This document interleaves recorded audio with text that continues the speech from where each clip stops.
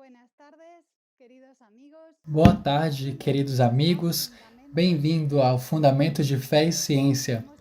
Chegamos na sexta sessão e segunda do módulo Teorias das Origens.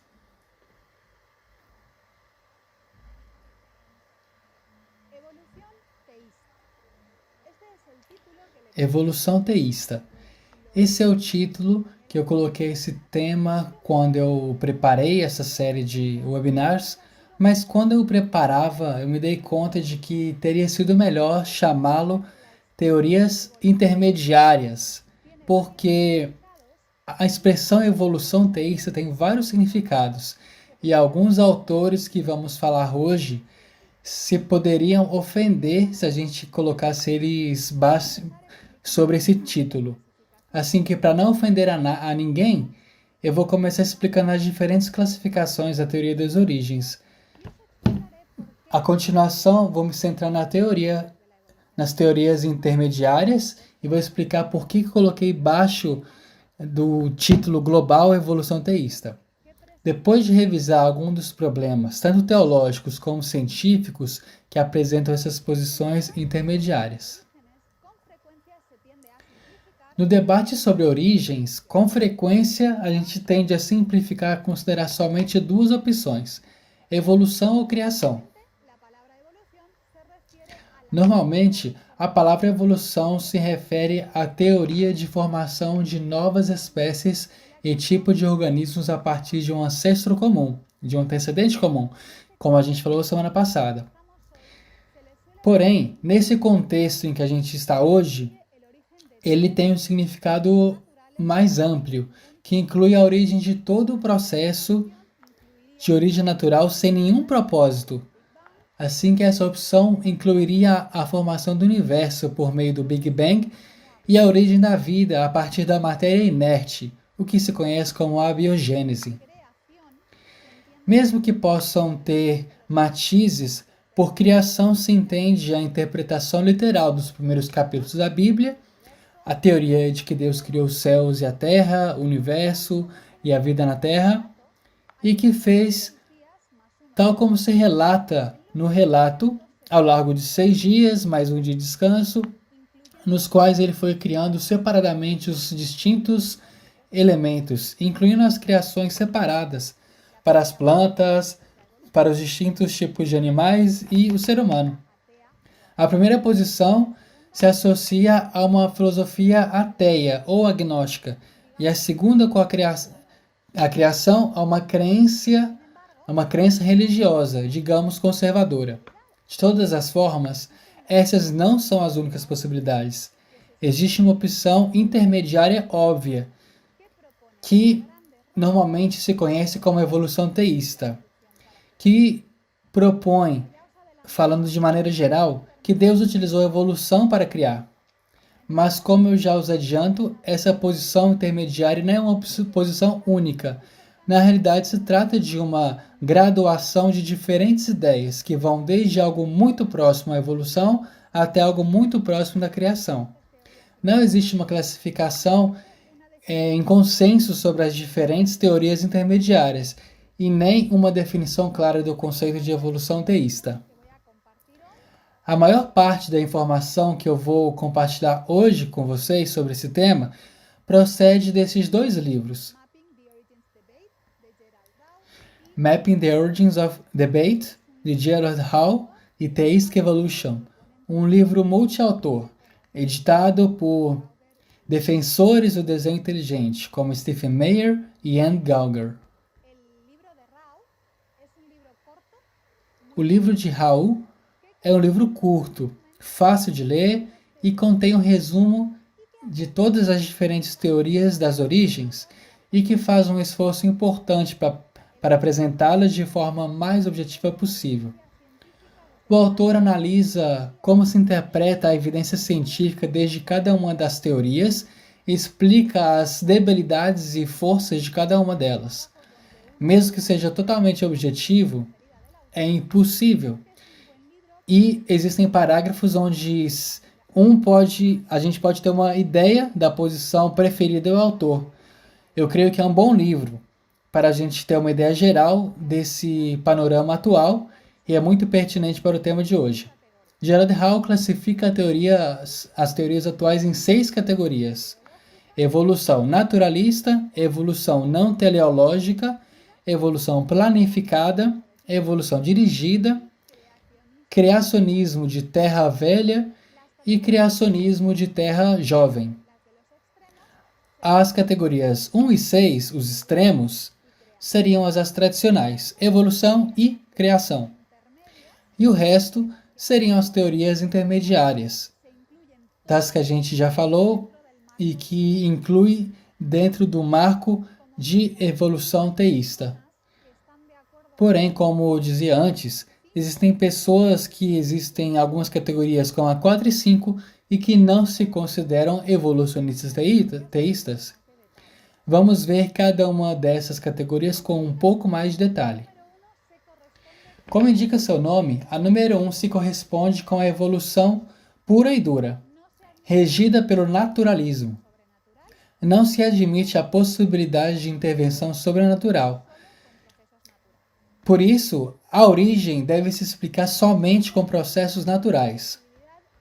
A número 2 admite a possibilidade de uma intervenção sobrenatural ou divina na origem do universo, mas nega qualquer intervenção posterior.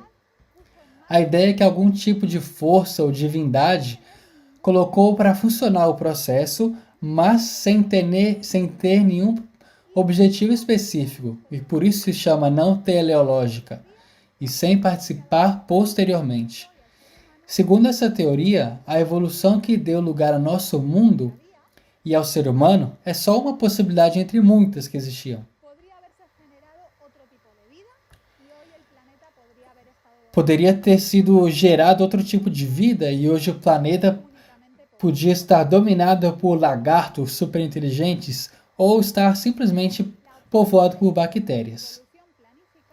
A opção 3, evolução planificada, é similar à segunda, porque admite a intervenção divina só na origem do universo. Mas nesse caso, Deus sim que teria um plano, por isso se chama planificada. Nesta versão, Deus teria colocado na matéria original do universo as características necessárias para que tudo se desenvolvesse de acordo com o seu plano e a vida surgisse e evolucionasse até dar lugar a um ser consciente, capaz de se relacionar com ele. O importante que há que entender aqui é que desde a criação do universo até que o ser humano adquira as capacidades superiores, Deus não voltaria a intervir. Tudo se desenvolveria por meio de processos totalmente naturais. Desde o ponto de vista científico, as opções 2 e 3 são praticamente idênticas à opção 1. Porque, com exceção do primeiro instante, aceitam o naturalismo e as explicações científicas convencionais para a origem do universo, da Terra, da vida e do ser humano. Aceitam a evolução, a biogênese, o Big Bang. Nos 3 casos, não existe nenhum tipo de intervenção divina no processo, e no caso que se existisse seria indetectável. A opção 4 já é diferente. Nessa opção também existe evolução, mas Deus se acredita que intervém durante todo o processo, e essas intervenções são detectáveis cientificamente. Essas intervenções consistiriam, por exemplo, em facilitar sucessos altamente improváveis, acontecimentos altamente improváveis. Semana passada a gente falou que a imensa maioria das mutações são prejudiciais, mas Deus poderia manipular o DNA de alguns organismos ao longo da história para que as mutações necessárias fossem acontecendo até chegar a criar o ser humano. É o que fala essa opção. Os defensores da opção 4 normalmente afirmam que um relato bíblico de Gênesis é uma metáfora. Nos ensina que Deus é o Criador e sustentador do mundo, que tudo se desenvolve de acordo com o seu plano, mas que os eventos que se contam aí não se correspondem com a realidade. A opção 5 está claramente mais próxima do extremo criação que do extremo evolução, e por isso começa com a palavra criacionismo. Neste caso, se considera que o relato bíblico de Gênesis se refere a eventos que aconteceram realmente, no que Deus foi criando os distintos elementos, a luz, a atmosfera, a terra seca, os distintos tipos de animais, etc. Mas se considera que os dias da criação não são dias literais, senão apenas períodos de tempo, porém muito mais largos. Isso permite aos defensores dessa opção coincidir a idade do universo, do sistema solar e da vida na Terra com as estimações científicas convencionais. Por fim, a opção 6, que é a posição criacionista tradicional, na qual o relato da criação se entende de maneira histórica, e a semana da criação como uma semana real, de 7 dias de 24 horas, que ocorreu em aproximadamente 6.000 anos. Muitos dos defensores dessa posição creem que o planeta Terra e o universo inteiro se criaram também há 6.000 anos. Por isso se chama criacionismo de Terra Jovem. Porém, mesmo que Raul não inclua em sua classificação, também existe a possibilidade de acreditar em uma semana da criação literal e recente, mas em um planeta Terra e um universo mais antigos. Desta possibilidade a gente vai falar especificamente dentro de 2 semanas, quando a gente vai falar do criacionismo bíblico desde a perspectiva do adventismo do 7º dia. Cada uma dessas categorias se pode subdividir em subcategorias com teorias ligeiramente diferentes, ou inclusive com algumas diferenças consideráveis. Alguns dos autores que Raul põe na mesma categoria, na realidade, se criticam entre eles. Vejamos alguns exemplos das subcategorias de seus defensores. Na categoria 1, evolução naturalista, como a gente viu semana passada, se inclui cientistas ateus, como Richard Dawkins, e agnósticos, como Stephen Jay Gould, quem propôs a ideia dos magistérios não sobrepostos, ou noma, e também o que a gente chama de evolução a saltos, ou equilíbrio pontuado. Muitos são defensores do neodarwinismo, mas outros, como essa foto da direita de James Shapiro, questionam os mecanismos tradicionais da evolução, a mutação e a seleção natural, e estão buscando novos mecanismos, mas naturais. Na categoria 2, evolução não teleológica, encontramos as cientistas que pertencem a religiões panteístas, onde Deus e a natureza são praticamente o mesmo, e alguns cientistas contemporâneos, como esse que a gente tem aqui, o bioquímico e prêmio Nobel Christian de Duve e o físico teólogo Jan Barbour. Na categoria 3, evolução planificada, é interessante porque alguns de seus defensores são muito conhecidos.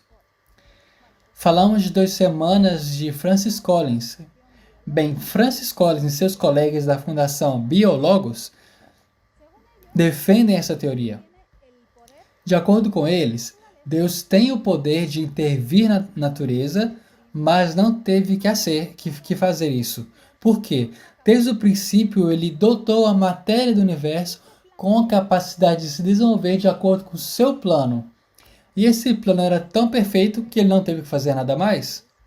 Com respeito ao relato bíblico de Gênesis, eles consideram que não tem valor fatual, que só representa esse processo de evolução planificada, no qual, em primeiro lugar, se criou o planeta, a descrição dos 3 primeiros dias, depois se encheu de vida, que são os 3 dias seguintes. E eles também acreditam que Adão e Eva não existiram, que são simplesmente um símbolo da humanidade. Algumas citas de Francis Collins são um pouco confusas, porque ele diz, por exemplo, que Deus poderia ter intervindo, talvez no processo de mutação e seleção natural, mas se ele tivesse feito, seria de maneira indetectável. A categoria 4, evolução dirigida, inclui a conhecidos científicos como Henry Schaeffer e Michael Behe. Henry Schaeffer é um famoso químico teórico e recebeu vários prêmios importantes a nível mundial. Pertence a uma denominação cristã protestante e já deu mais de 500 conferências e audiências universitárias, promocionando a compatibilidade entre a ciência e a religião. Michael B. é bioquímico e autor do livro A Caixa Negra de Darwin e alguns outros que estão aí na tela. Ele é famoso porque é um dos principais promotores do desenho inteligente. Esses dois cientistas, Henry Schaeffer e Michael Behe, defendem que Deus dirigiu a evolução passo por passo, mas, curiosamente, a argumentação que eles utilizam é diferente. Henry Schaeffer tenta convencer aos cristãos mais conservadores de que a evolução não é incompatível com a doutrina bíblica, e Michael Behe tenta convencer aos evolucionistas de que a evolução por mecanismos naturais, por mutação e seleção natural, é impossível se Deus não intervém ativamente no processo. Michael Behe e outros defensores do desenho inteligente criticam duramente a evolução teísta. Aqui eu os mostro o livro que eu dizia antes. Olha que eles têm mais de 1000 páginas. E ele está publicado pelos defensores do desenho inteligente com uma crítica exaustiva da evolução teísta. O que acontece é que a sua definição de evolução teísta é bastante restritiva e não inclui a categoria 4. Ele diz assim: Deus criou a matéria e depois disso não guiou, nem interviu, nem atuou diretamente para causar nenhuma alteração empiricamente detectável no comportamento natural da matéria, até que todos os seres vivos tivessem evoluído por processos puramente naturais. Essa definição de evolução teísta somente incluiria as categorias 2 e 3, e é lógico que seja recusada pelo desenho inteligente, porque sua premissa principal é que o mundo e os seres vivos mostram evidências claras de ter sido desenhados. De todas as formas, não todos os autores associados com o desenho inteligente se encontram com Behe nessa categoria 4. Alguns deles pertencem à categoria 5 e outros à 6. Vamos ver a razão disso, como eles estão mais distribuídos nas próximas categorias, na próxima semana, quando a gente vai dedicar toda a sessão ao desenho inteligente. Falta comentar as categorias 5 e 6, que se englobam dentro do término criacionismo. A categoria 5, criacionismo de Terra Velha, tem várias subcategorias.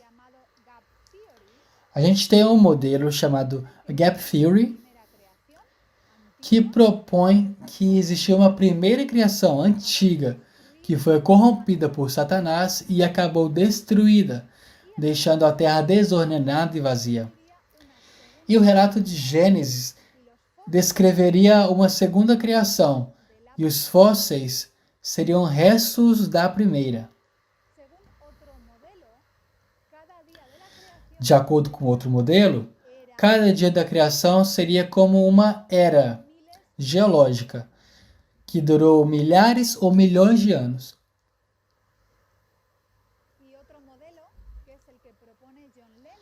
Outro modelo, que é o que propõe John Lennox, é que os dias da criação são dias literais de 24 horas, mas não são consecutivos.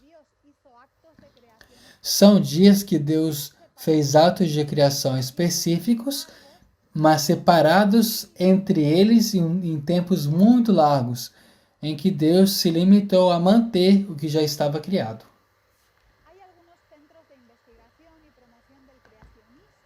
Existem alguns centros de investigação e promoção do criacionismo, como o chamado Reasons to Believe, que se marcam dentro dessa categoria.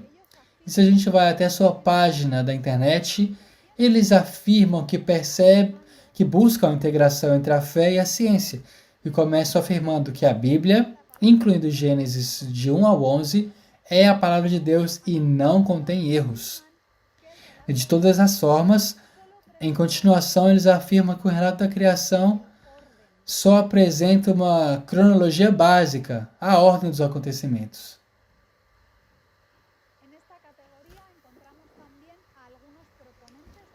Nessa categoria a gente encontra também alguns precursores do desenho inteligente, como Stephen Meyer e alguns outros. E vamos a passar, por fim, à categoria 6, Criacionismo de Terra Jovem, que é característica de institutos criacionistas de investigação, como o ICR, do Institute for Creation Research, Creation Ministries International e Answers in Genesis. Também aqui encontramos alguns precursores do desenho inteligente, como Paul Nelson, e as cientistas que a gente já conhece, como John Sanford. Nessa categoria também é onde a gente encaixa melhor os cientistas adventistas e o GRI. Mesmo que eu os digo que existem algumas matizes que a gente vai falar especificamente em algumas semanas. Bem, uma vez revisada todas as categorias, nos falta falar de alguns problemas que apresentam as opções intermediárias, que vão da 2 a 5. Mesmo que são bastante diferentes entre elas, compartilham alguns problemas básicos. Para os que querem aprofundar no tema, eu recomendo o livro que eu apresentei antes, Theistic Evolution. Esse livro faz uma análise muito detalhada dos problemas científicos, religiosos e filosóficos das opções 2 e 3, mas muitos deles também se podem aplicar à categoria 4 e também à 5. Além disso, a seção dos problemas científicos é uma crítica muito bem fundamentada à teoria da evolução, com argumentos procedentes da biologia. Por isso, também serve como leitura complementar para nosso seguinte módulo. É um livro muito grosso, que assusta um pouco, mas tem a vantagem que está escrito por autores diferentes e são praticamente independentes, assim que você pode começar lendo capítulos soltos, os que mais te interessem. Quais são alguns dos problemas bíblico-teológicos das teorias intermediárias?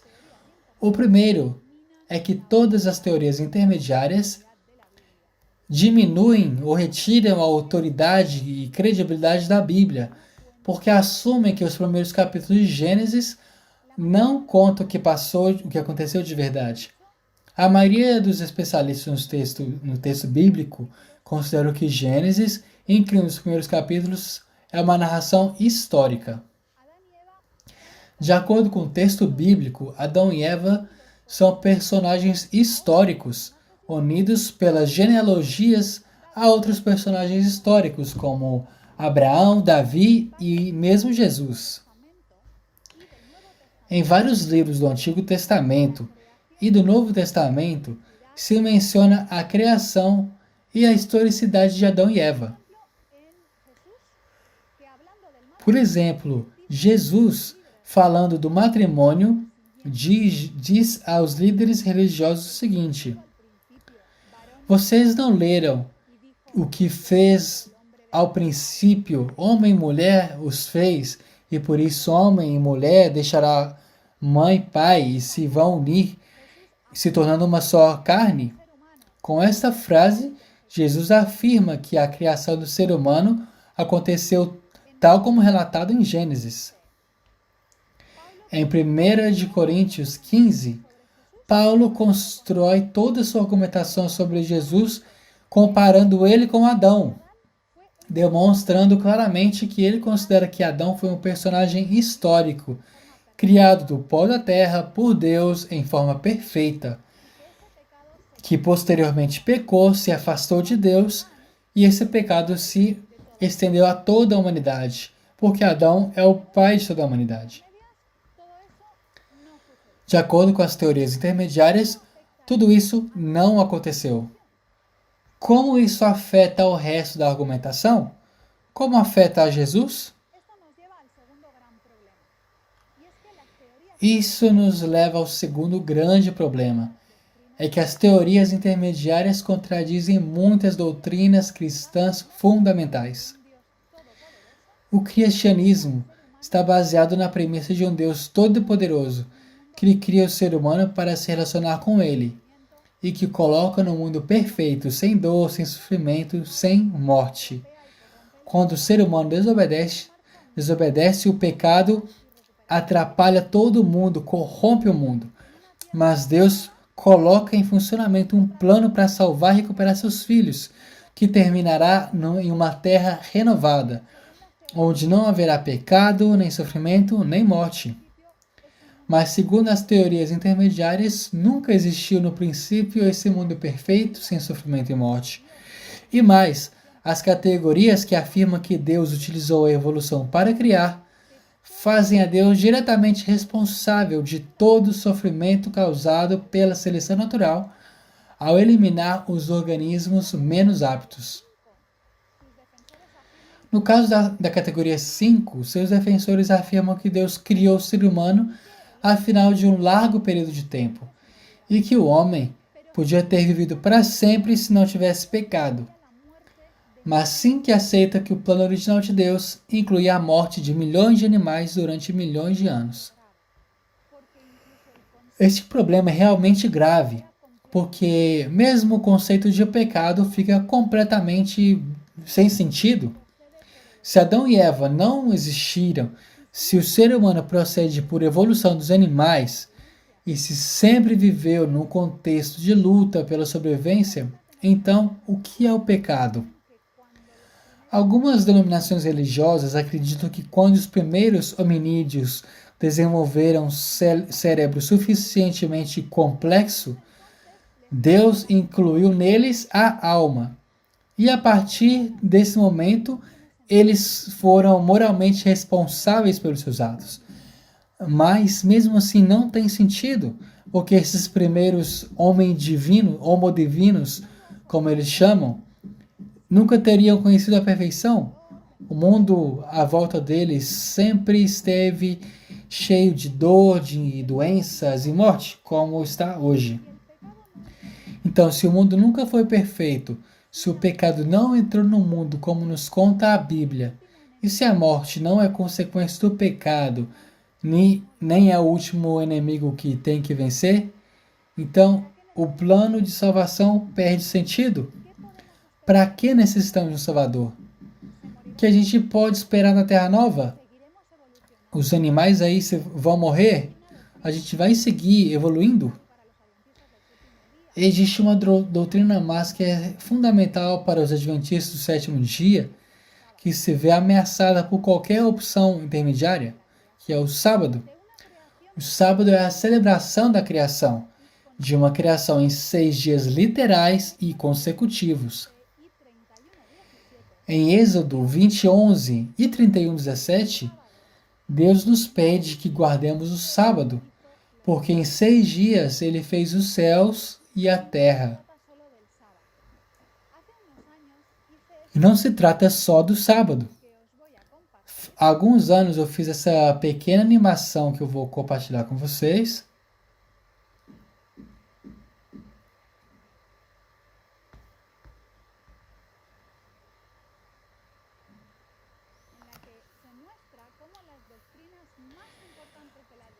Como se mostra, as doutrinas mais importantes do Adventismo se apoiam na criação.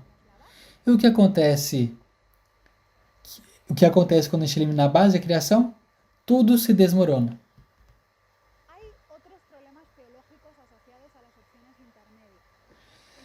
Existem outros problemas teológicos associados às opções intermediárias. Nos recursos adicionais, eu coloquei a bibliografia sobre esse tema, caso vocês queiram aprofundar, mas tem um mais que eu quero comentar. É que a evolução teísta distorciona gravemente a imagem de Deus. A Bíblia nos fala de um Deus todo-poderoso, que cria por amor o mundo perfeito e que não é responsável pelo mal, exceto pelo fato de respeitar o livre-arbítrio de suas criaturas. Mas as opções intermediárias nos falam de um Deus que cria usando o sofrimento e a morte. Talvez porque não sabe ou porque não possa fazer de outra forma. Talvez porque ele não se importa. E talvez se trate de um Deus pouco coerente, porque depois de ter criado o egoísmo e a luta pela sobrevivência durante milhões de anos para chegar a criar suas criaturas favoritas, quando já as tem, então vai e diz que ser egoísta e tratar mal os demais é pecado, e que tem que ajudar os mais fracos e amar os inimigos. É surpreendente que uma teoria que tem tantos problemas teológicos tenha tanto êxito entre pessoas religiosas. Como vocês sabem, existem muitas denominações religiosas que se afastaram de suas doutrinas tradicionais e aderiram à evolução teísta e não querem ver essas grandes dificuldades. Por que isso acontece? Não tenho uma resposta definitiva, mas eu posso dar algumas ideias. Em primeiro lugar, ao ser a opção intermediária, pode parecer mais equilibrada. Nos disseram muitas vezes que os extremos são maus e que os desacordos é necessário ceder um pouco de cada lado. Ninguém gosta que se chame de extremista. Términos antes favoráveis como fundamentalista ou conservador, agora são considerados prejudiciais. E por isso, numa tentativa de conciliação, para chegar a um acordo, algumas pessoas, denominações, decidiram ceder para não serem consideradas extremistas. Além disso, em nossa sociedade, conhecimento científico se valoriza sobre todas as outras fontes de conhecimento. Por isso, as pessoas que acreditam em qualquer postura contrária à perspectiva científica atual são taxadas de anticientíficas e irracionais ou mesmo incultas. E isso, claro, ninguém gosta.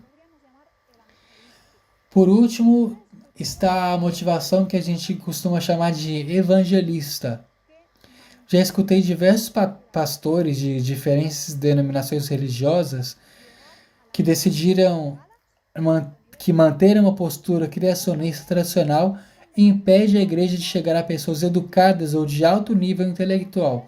Por isso, convém suavizar a posição doutrinal deste tema para poder chegar a mais pessoas a mensagem de Jesus, que é o que realmente importa. Não sei quanto a vocês, mas esse tipo de argumentações me lembra muito a conversação da serpente com Eva no Éden.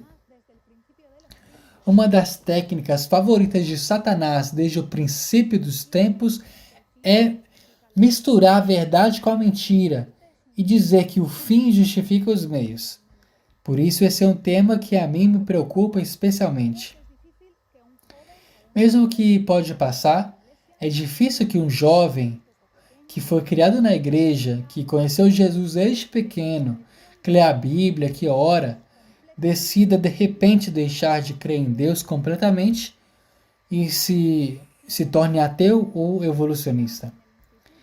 De todas as formas, se esse mesmo jovem vai ao instituto, à universidade e se enfrenta a professores e companheiros que questionam suas crenças antiquadas e sente que existe uma opção intermediária, que ele pode seguir crendo em Deus, mas também aceitar todas as teorias científicas e pode deixar de ser estranho, deixar de discutir, talvez ele se vai apegar a essa opção. Não estou julgando. Eu sei o difícil que é estudar em uma universidade pública e ser criacionista numa carreira de biologia. O problema é que essa saída fácil leva consigo tudo que a gente comentou antes. Uma imagem distorcionada de Deus, o questionamento da autoridade e da credibilidade da Bíblia, plantear se todas as doutrinas são iguais ou importantes, de algumas são imprevisíveis. Começar a pensar que talvez outras partes da Bíblia, talvez se podem explicar cientificamente, também são alegóricas, como milagres, o nascimento de Jesus de uma mulher virgem, as ressurreições. Quero terminar com o que a gente pode chamar de problemas científicos, dos problemas científicos das teorias intermediárias. A gente poderia ficar falando por horas dessa parte. E há vários capítulos do livro Theistic Evolution sobre este tema que eu recomendo. Mas também a gente pode resumir de forma muito breve. Se vocês leem livros ou artigos de autores evolucionistas teístas, suas linhas de argumentação costumam ser muito parecidas, independentemente da categoria. Eles costumam se basear nesta premissa. A ciência atual demonstrou que a evolução biológica, desde um antecedente comum, é um fato. E a partir daqui se desenvolve a seguinte sequência lógica. Os cristãos creem que a Bíblia é a palavra de Deus e diz que é a verdade. O relato bíblico das origens parece contradizer as afirmações científicas. Se a evolução é um fato e a Bíblia diz a verdade, a gente talvez interpretou mal a Bíblia. Portanto, a gente vai ter que reinterpretar a Bíblia para que concorde com a ciência atual. A boa notícia é que tudo isso não é necessário, porque a premissa inicial é falsa. A gente viu brevemente na semana passada e a gente vai desenvolver com mais detalhe durante as 8 semanas dos últimos módulos da série. A ciência atual não demonstrou que a evolução biológica desde um antecedente comum não é um fato. É um paradigma da ciência atual, que se aceita sem se questionar muito, porque é a única alternativa possível dentro do marco do naturalismo. Mas há muitas evidências científicas procedentes da biologia que questionam a teoria da evolução, reconhecida inclusive por cientistas evolucionistas. E existem muitas evidências geológicas e paleontológicas que concordam que o que diz a Bíblia acerca da criação e do dilúvio. Uma advertência. Eu não estou dizendo que toda a evidência científica esteja a favor da criação bíblica e que a evolução seja uma teoria absurda, como eu escutei de alguns criacionistas.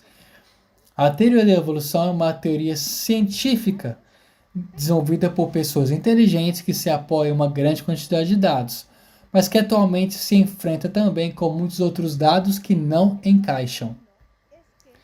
E por isso, o que estou dizendo é que a evolução biológica, desde um antecedente comum, não é demonstrada. Não é um fato e, portanto, não requer que reinterpretemos a Bíblia para fazer encaixar com a ciência. Mas, como a gente já disse no módulo anterior, a solução também não é recusar completamente a ciência. A melhor estratégia é, como dizíamos, seguir investigando nos dois campos, na Bíblia e na ciência, ter paciência e pedir a Deus que nos ajude a encontrar as respostas. Quero terminar com 2 citações de Wayne Grudem, que se encontram no livro Theistic Evolution e que resume muito bem a nossa conversa de hoje. Dado que a evolução teísta nega a historicidade dos acontecimentos registrados em Gênesis 1 ao 3, também prejudica ou nega importantes doutrinas cristãs. A crença na evolução teísta é incompatível com a veracidade da Bíblia e com várias doutrinas cruciais da fé cristã. A evidência científica procedente de muitas investigações recentes sugere que nenhum erudito bíblico deveria se sentir obrigado por provas científicas a interpretar a Gênese de um modo que pressupõe a verdade da teoria macroevolutiva neodarwiniana ou outras versões contemporâneas. Muito obrigado por nos acompanhar nesta tarde. O tema de hoje foi um pouco denso, mas espero que tenha sido útil. Na próxima semana vamos falar de desenho inteligente.